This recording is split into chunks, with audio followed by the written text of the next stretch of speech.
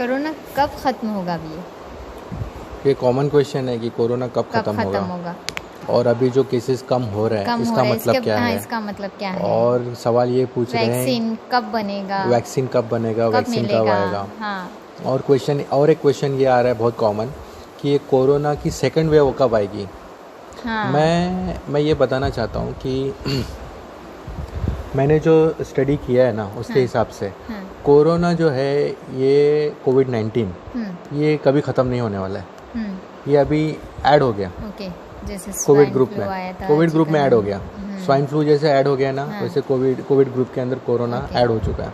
अभी रिपीट करेगा, हर एक को टच करेगा। जिसको नहीं टच किया है, जो घर के अंदर बैठे थे अब जो बाहर निकले उनको टच करेगा। टच किए बगैर छोड़ेगा नहीं जब तक कि पूरी हर्ड इम्यूनिटी डेवलप नहीं होती है।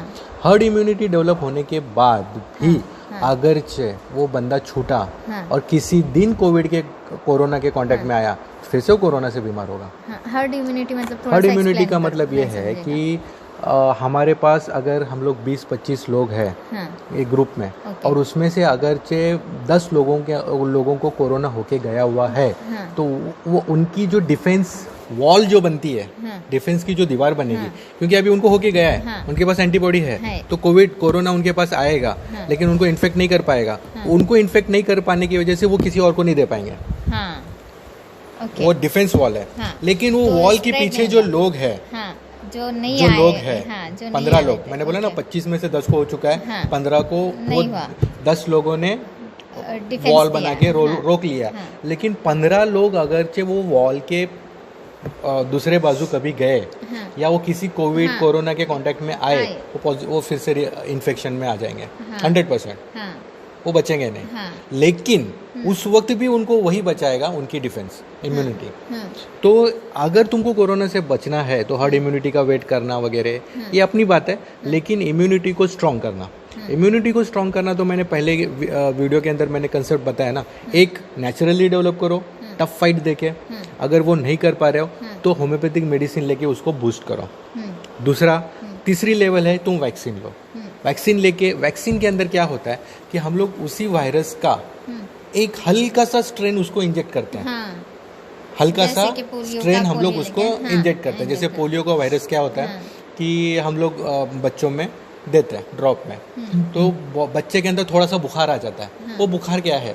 दैट इज द डिफेंस किसका है? उसके बॉडी का, कि वायरस आया फाइट बैक करो। लेकिन वो इतना स्ट्रांग नहीं है कि उसको बीमार करके पैरालिसिस कर दे।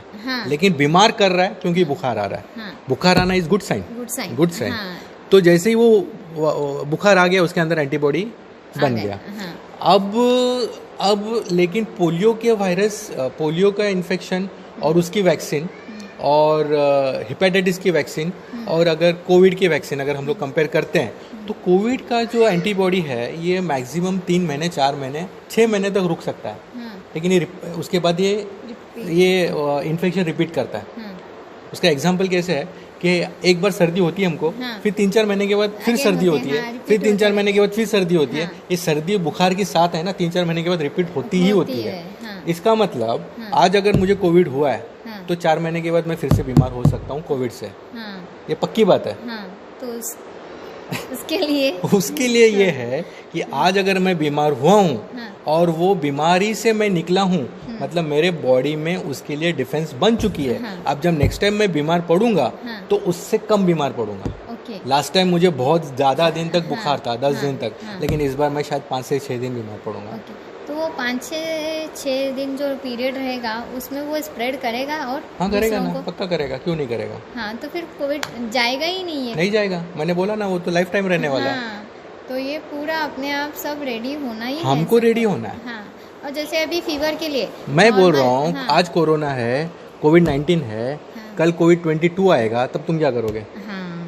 फिर घर में छुप के बैठेंगे। आज हालत उसके बाद कोविड-25 आएगा तो फिर क्या करेंगे? फिर घर में छुप के बैठेंगे? नहीं ना, अपने आप को ऐसे रेडी करो कि कोरोना का कोई भी वायरस रहने दो, कोई भी बैक्टीरिया रहने दो, हम लोग फाइट बैक करने के लिए रेडी हो। सर्वाइवल ऑफ फिटेस्ट, ये जो मैंने लास्ट वीडियो में मैंने बताया था। तो कंसेप्ट क्या था? वैक्सीन का था। वैक्सीन का कंसेप्ट मैंने बताया कि वैक्सीन की ज़रूरत एक तो मैंने बताया कि नेचुरल इम्यूनिटी डेवलप करो, जैसे मैंने लास्ट वीडियो में बताया। सेकंड मैंने बताया कि तुम होम्योपैथिक मेडिसिन लो जो इम्यूनिटी को बूस्ट करेगी। और थर्ड मैंने बताया कि वैक्सीन।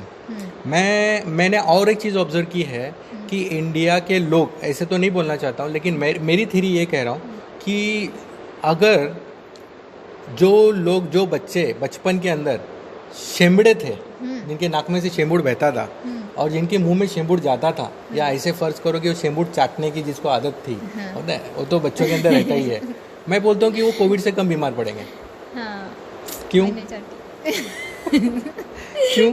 इसका रीज़न ये है कि अगर पोलियो वैक्सीन ओवरली हम लोग ले रहे हैं तो हम लोग पोलियो से बीमार नहीं पड़ रहे हैं। तो जो शेंबूड़ के अंदर वायरस है, शेंबूड़ में ही वायरस है ना, तो जो RT-PCR के अंदर जो नाक में डाल के निकालते हैं, या एंटीजन में जो नाक में डाल के निकालते हैं, वो शेंबूड़ ही निकालते हैं ना। चेक करते हैं तो वायरस कहाँ ज़्यादा भरा हुआ है? नाक में ही। और मास्क कहाँ लगाते हैं? नाक पे ही। बराबर। तो नाक में से निकला हुआ शेंबूड़ जिसके अंदर वायरस पूरे भरे हुए रहते हैं, वो हमारे मुंह में जाता है, हमारे मुंह से बॉडी में जाता है, और फिर बॉडी उसको पहचानती है और फिर उसकी एंटीबॉडी बनाती है। तो मैं बोलता हूँ कि जो लोग बच्चे शेंबूड़ चाटते थे वो तो बहुत ज़्यादा स्ट्रांग होना चाहिए। ये अभी हाइपोथेसिस है मेरा, इसके ऊपर स्टडी करेंगे तब पता चलेगा। तो ये भी टाइप ऑफ इम्यूनिटी हुआ। लेकिन इसके ऊपर स्टडी करके वो लो, नहीं तो ऐसे होगा कि बड़े बच्चे तो दूर की बात, बड़े बड़े लोग भी शेंबूड़ चाट। अरे क्यों? हमको कोरोना नहीं होना चाहिए इसलिए आ जाओ। मैं तो बोल रहा हूँ कि अगर ये थ्योरी सही साबित हुई, ठीक है, चलो वो जोक अपार्ट, हम लोग डिस्कशन करते हैं। तो मैंने कहा ना कि वैक्सीन आएगी, वैक्सीन को शायद 3-4 महीने के बाद फिर से रिपीट डोज लेना पड़ेगा। मतलब हो सकता है कि साल में 2-3 बार हमको वैक्सीन लेना पड़े। मालूम नहीं। लेकिन vaccine is not the ultimate solution. मैंने ये कहा कि रत्नागिरी के अंदर तकरीबन अगरचे 10 लाख लोग हैं, तो उसमें से बीमार कितने पड़े? 1 लाख। उसमें से बीमार पड़ के सिम्टम वाले कितने हो गए? 10,000। अच्छा, उसमें से डेथ कितने हुए? 1,000। तो मुझे एक बात बताओ कि 10 लाख में से सिर्फ 1 लाख बीमार हुए, तो 9 लाख क्यों नहीं बीमार हुए?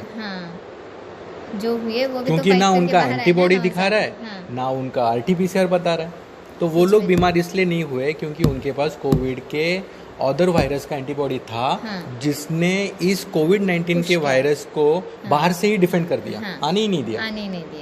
तो जो 1 लाख बीमार हुए वो ग्रुप वाले थे जिनके अंदर शायद वो स्ट्रॉन्ग लेवल का नहीं था कोविड के दूसरे ग्रुप का, जो इनको अटैक कर लिया। और फिर जो सिम्टम वाले 10,000 हुए वो उससे भी ज़्यादा कमज़ोर लोग थे, और जो 1,000 लोगों की डेथ हो गई वो बहुत ज़्यादा कमज़ोर थे, जो फाइट बैक नहीं कर पाए।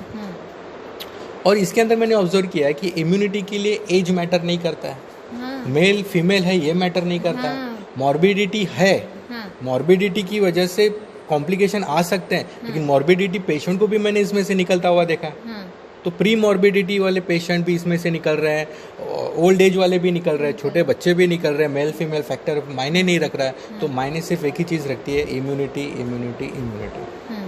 इम्यूनिटी अपनी अगर सर्वाइवल ऑफ फिटेस्ट के रूल के अंदर अगर स्ट्रांग रखते हैं तो हम लोग फाइट बैक कर सकते हैं। ये मेरा कंक्लूजन है।